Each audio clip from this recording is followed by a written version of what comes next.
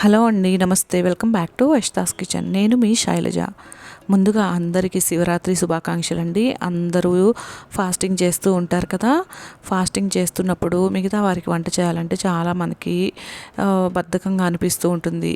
Fruits పెడితే తినరు అనిపిస్తే పిల్లలకి ఇలా మనం కస్టర్డ్ని ప్రిపేర్ చేసి ఇచ్చామనుకోండి, ఫ్రూట్ సలాడ్ని చాలా ఇష్టంగా తింటారండి. ఫస్ట్ టైం చేసే వారి కోసం నేను బేసిక్ ఫ్రూట్ సలాడ్ ఎలా ప్రిపేర్ చేసుకోవాలో ఈ వీడియోలో నేను మీకు చేసి చూపిస్తాను. నేను వేరే రకాలుగా కూడా చేస్తూ ఉంటాను.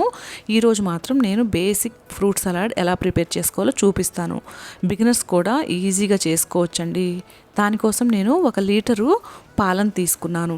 ఆ లీటర్ పాలల్లో నుంచి ఒక హాఫ్ కప్పు చూస్తున్నారు కదా, ఈ బౌల్లోకి తీసేసుకుంటున్నాను. ఈ బౌల్లోకి తీసేసుకొని పక్కన పెట్టుకొని మనం మిగతా పాలని స్టవ్ మీద పెట్టుకొని పాలు పొంగకుండా ఈ విధంగా గరిటెను పెడితే పాలు అనేవి పైకి వచ్చి పొంగవండి. చూస్తున్నారు కదా, ఈ ముందుగా తీసి పక్కన ఉంచిన పాలల్లోకి ఒక 4 నుంచి 5 టేబుల్ స్పూన్ల వరకు కస్టర్డ్ పౌడర్ని యాడ్ చేసుకోవాలి. మనకి ఇంట్లో అందుబాటులో ఉన్న ఏ బ్రాండ్ కస్టర్డ్ పౌడర్నైనా యాడ్ చేసుకోవచ్చండి. ఉండలు లేకుండా ఈ విధంగా కలిపేసుకొని పక్కన ఉంచుకోవాలి. ఈ లోపల మన పాలు కూడా బాగా మరిగినాయండి. మనం గరిట పెట్టాం కదా, అందుకని పైకి రాలేదు, చక్కగా బాయిల్ అయిపోయినాయి పాలు. ఇప్పుడు ఇందులోకి నేను షుగరు, ఈ కప్పు ఉంది కదా, ఈ కప్పుతోటి నేను 3/4 కప్పు షుగర్ వేస్తున్నాను. ఒకవేళ మీకు స్వీట్ ఎక్కువ కావాలంటే ఫుల్ కప్పు కూడా వేసుకోవచ్చండి. నేనైతే 3/4 కప్పు వేసి షుగర్ అంతా మెల్ట్ అయిపోయేంత వరకు ఈ విధంగా కలుపుకుంటూ ఉన్నాను. షుగర్ బాగా మెల్ట్ అయిపోయింది. తర్వాత మనం ముందుగా కలిపి ఉంచుకున్న కస్టర్డ్ పౌడర్ ఉంది కదా పాలల్లో, అది కొంచెంగా వేసుకుంటూ కలుపుకుంటూ ఉండాలండి. కంటిన్యూస్గా మనం కస్టర్డ్ పౌడర్ వేసిన తర్వాత హై ఫ్లేమ్లో పెట్టకుండా సిమ్లో పెట్టేసుకొని స్టవ్ని కంటిన్యూస్గా కలుపుతూ ఉండాలండి, లేదంటే అడుగు పట్టేస్తుంది. ఈ పాలన్నీ కలుపుకుంటూ ఈ కన్సిస్టెన్సీ అనేది చిక్కబడేంత వరకు మనం లో ఫ్లేమ్ మీద పెట్టుకొని ఈ విధంగా కలుపుకుంటూ చూస్తున్నారు కదా, ఈ విధంగా వచ్చేంత వరకు మనం కలుపుకుంటూ ఉడికించుకోవాలి. ఇప్పుడు మనం ఇంకా గట్టిగా అయిపోతే ఆరిపోయేటప్పటికి చిక్కగా అయిపోతుందండి. అందుకని ఇప్పుడు ఇలా ఆపేసుకొని పక్కన పెట్టేసుకొని పూర్తిగా చల్లారనివ్వాలి. తర్వాత ఫ్రూట్స్ని మనకి ఇంట్లో అందుబాటులో ఏ ఫ్రూట్స్ ఉంటే ఆ ఫ్రూట్స్ని యాడ్ చేసుకోవచ్చండి. మరి ఆరెంజ్ ఇంకా మోసంబి అలాంటివి కాకుండా చూస్తున్నారు కదా, నేను ఈ ఉప్పు నీళ్ళు వేసి ఈ గ్రేప్స్ని బాగా కడుగుతున్నానండి. గ్రేప్స్కి పైన పౌడర్లా ఉంటుంది కదండి, దానివల్ల మనకి థ్రోట్ పెయిన్ వస్తూ ఉంటుంది. ఉప్పు నీళ్ళలో కడుక్కుంటే బాగుంటుంది. ఈ ఫ్రూట్స్ అన్నింటినీ నేను ఒకే సైజులో ఈ విధంగా కట్ చేసి పెట్టుకున్నానండి. ఇందులో నేను బనానాని కట్ చేయలేదు, ఎందుకంటే నేను లాస్ట్లో బనానాని కట్ చేసి యాడ్ చేస్తాను. ఈ విధంగా కట్ చేసుకున్న ఫ్రూట్స్ని మనకి చల్లగా అయిపోయిన మిల్క్లోకి కలిపేసుకుంటున్నాను. కస్టర్డ్ మిల్క్లోకి కలిపేసుకుంటున్నానండి. పూర్తిగా చల్లారిన తర్వాత మాత్రమే ఫ్రూట్స్ని యాడ్ చేసుకోవాలండి. ఫస్ట్ టైం బిగినర్స్ చేసేవారి కోసం నేను చెప్తున్నాను. పూర్తిగా పాలు అనేవి చల్లారిపోయిన తర్వాత మాత్రమే ఈ ఫ్రూట్స్ని యాడ్ చేసుకోవాలి.